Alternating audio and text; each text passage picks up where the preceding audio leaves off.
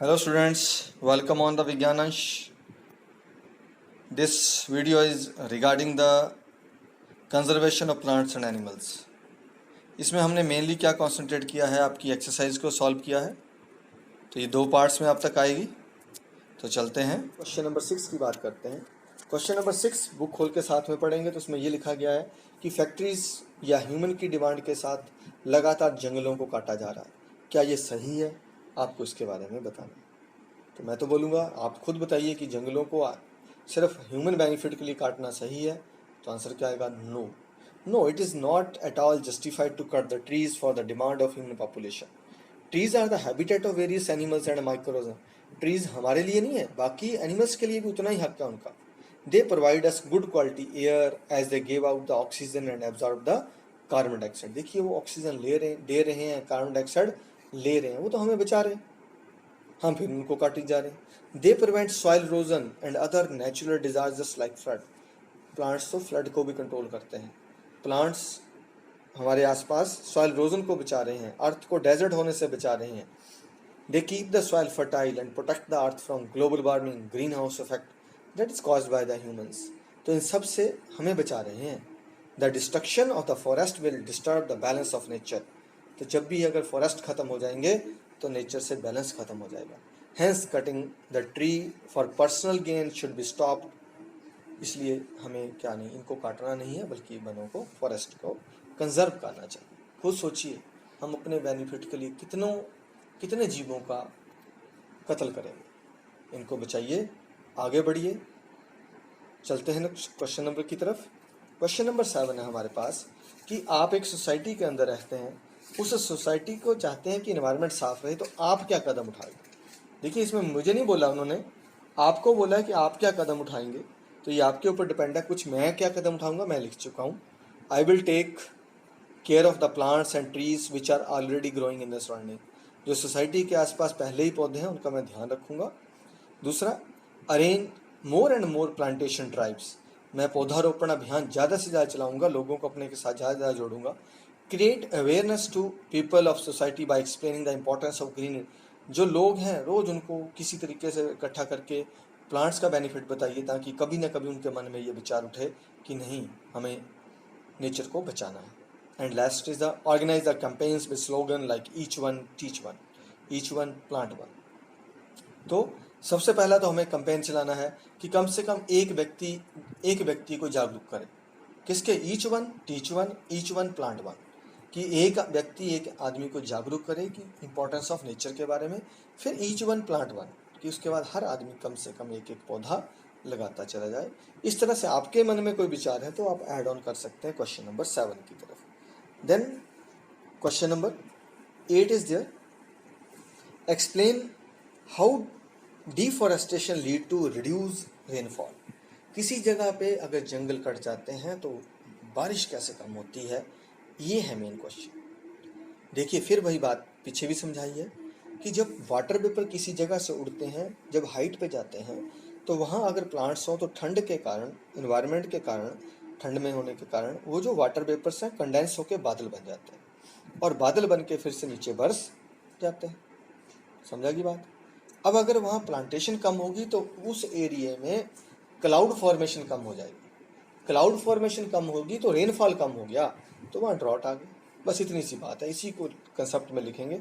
अब देखिए कैसे, टेम्परेचर नहीं होना चाहिए। अगर ज़्यादा टेम्परेचर बढ़ रहा है, हम जानते हैं टेम्परेचर क्यों बढ़ता है, कार्बन डाइऑक्साइड गैस के कारण। क्योंकि वो कौन सी गैस है? ग्रीन हाउस गैस है। क्या करती है? ग्लोबल वार्मिंग करती है। ठीक है जी, चलिए लिखते हैं। Deforestation is cutting down of plants. हमने डिफॉरेस्टेशन का मतलब है पेड़ पौधों को काट दिया। एंड कहाँ से? जंगलों से काटा है, आसपास से काटा है, वो आपकी मर्जी। Trees maintain the carbon dioxide and oxygen balance in the nature and protect the earth from global warming. हमारे जो पेड़ पौधे थे ये कार्बन डाइऑक्साइड ऑक्सीजन का बैलेंस बना रहे थे, हमारी अर्थ पे ग्लोबल वार्मिंग को रोक रहे हैं। It help in condensation of vapours so to maintain the water cycle also. जो वाटर वेपर ऊपर जाते हैं उनको कंडेंस करके बादल बनाने का काम करें ये, तो वाटर साइकिल मेंटेन करें। Deforestation can lead increase the temperature of the planet and changes the rainfall pattern। अगर डिफॉरेस्टेशन होगी तो टेम्परेचर बढ़ जाएगा, टेम्परेचर बढ़ जाएगा तो कंडेंसेशन नहीं होगी, रेनफॉल पैटर्न क्या हो जाएगा, डिस्टर्ब हो जाएगा, and it can also lead to droughts at places. तो अगर ज़्यादा पैटर्न में डिस्टर्बेंस हो गई तो समझ लीजिए कि वहाँ पे सूखा पड़ जाता है। तो ये है क्वेश्चन नंबर 8। क्वेश्चन नंबर आपके पास 9 है, find out about the national parks in your state, identify and show location on outline map of India. तो इंडिया के मैप के ऊपर आपने इनकी आउटलाइन दिखानी है कि कौन कौन से नेशनल पार्क हैं हमारे स्टेट में। हम हिमाचल की बात कर रहे हैं तो उसको हम इसके बीच में अभी ऐड करते हैं।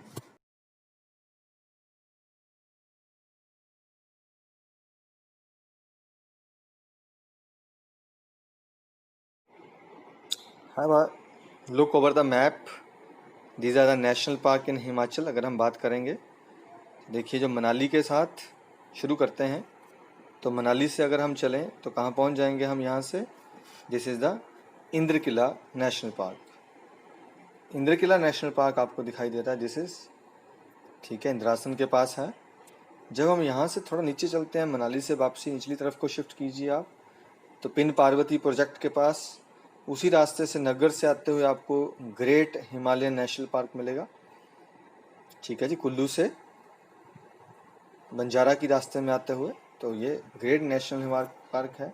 और इसी तरह से अगर हम पार्वती प्रोजेक्ट की तरफ चलते हैं तो हमें कौन सा प्रोजेक्ट है, this is called kheer Ganga national park. Clear. उसके बाद बुद्ध स्तूपा के साथ अगला प्रोजेक्ट जो है that is Pin valley national park. Inderkilla, याद रखिए हिमाचल में अगर पूछे जाते हैं कौन से नेशनल पार्क हैं, एक क्या हो गया इंद्र किला, दूसरा खीर गंगा, तीसरा पिन वैली नेशनल पार्क और ग्रेट हिमालयन नेशनल पार्क। ठीक है जी, तो ये ग्रेट हिमालयन नेशनल पार्क वहाँ से लेके ये सारा इसी का एरिया नीचे तक, शौंज तक। और इसके सिवा एक नीचे चल जाइए बिल्कुल चंडीगढ़ से, अगर हम ऋषिकेश की तरफ मूव कर रहे हैं, सिरमौर के रास्ते जा रहे हैं नाहन से निकलते हुए, तो नाहन से थोड़ा आगे जाके रेणुका झील के आसपास जो एरिया है वहाँ कौन सा आता है, that is called Simbalbara national park. तो ये सिंबलवाड़ा नेशनल पार्क है। तो ये 5 नेशनल पार्क हैं जो हिमाचल में हैं। तो इस तरह से आप हिमाचल का मैप लेके इसको भर सकते हैं, इसको सीख सकते हैं। तो ये है आपका क्वेश्चन नंबर जो 9 है।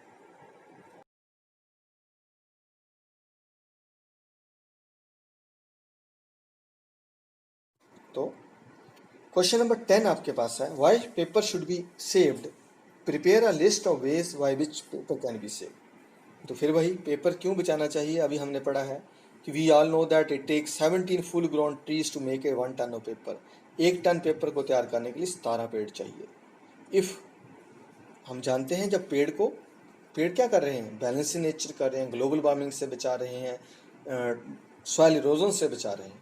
Therefore, we should save the paper, which in turn will save the tree and it will save our life also. अगर हम पेपर बचाते हैं तो पेपर ट्रीज को बचाता है, ट्रीज हमें बचाते हैं। तो paper can be saved by, कैसे कैसे हम कागज को बचा सकते हैं। नंबर 1, रिड्यूसिंग द यूज कैसे रिड्यूस हो सकता है, बिना मतलब के जहाज बना के मत उड़ाओ क्लास में। सेकेंडली, ऑरिगेमी के लिए ऑरिगेमी शीट्स को यूज़ कीजिए। ऐसे ही बार बार अगर आपको एक बार चीज़ बनानी आ गई है उसी को बना के ना तो एनर्जी वेस्ट कीजिए ना टाइम वेस्ट कीजिए। और जब भी रफ नोटबुक है तो उसका कोई हिस्सा मत छोड़िए, एक पेज की हर एक लाइन को यूज़ कीजिए, ऊपर नीचे स्पेस को यूज़ कीजिए रफ कॉपी में, ताकि पेपर मैक्सिमम यूज़ हो सके। और तीसरा, रिसाइकलिंग ऑफ पेपर को रिसाइकिल करवाइए। अभी हमने पढ़ा है कि अगर रिसाइकिल करते हैं तो हमारे 12 पेड़ बचते हैं 1 टन के साथ ही। स्प्रेडिंग अवेयरनेस और the harm it will cause if we misuse it, लोगों के बीच में जानकारी फैलाइए कि कागज़ अगर आपके पास आया है तो आग जलाने के लिए यूज़ मत कीजिए इसको, बल्कि रिसाइकिल के लिए इसका यूज़ कीजिए। अगर हम इस तरह से करेंगे तो ना सिर्फ हमारा नेचर बचेगा बल्कि हम खुद को भी आगे बचाएंगे। पढ़ते रहिए, बढ़ते रहिए। जय हिंद, जय भारत।